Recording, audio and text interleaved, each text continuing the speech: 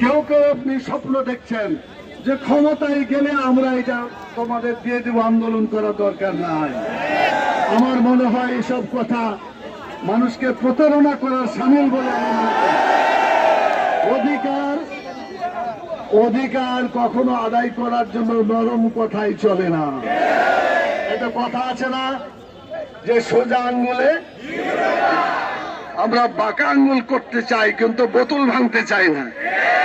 এটা যাতে অরাজকতা না হয়, নিয়মতান্ত্রিক আন্দোলনের মাধ্যমে, শান্তিপূর্ণ আন্দোলনের মাধ্যমে আপনাদের দাবি আদায়ের আন্দোলনকে চালিয়ে যাবেন ইনশাআল্লাহ, এবং এটা পূরণ হবে আমরা আশা করছি।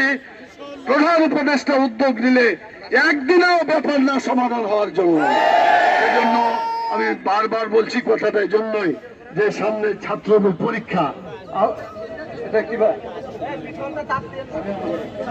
এটা অর্ধবার্ষিকী পরীক্ষা, এরপরে বার্ষিক পরীক্ষা, টেস্ট পরীক্ষা চলে আসছে।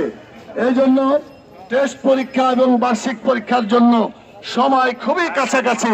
অতএব এই টেস্ট পরীক্ষা আসার আগেই সকল শিক্ষকের সমস্যার সমাধান করে তাদেরকে স্কুলে ফিরে যাওয়ার মতো পরিবেশ তৈরি করতে হবে।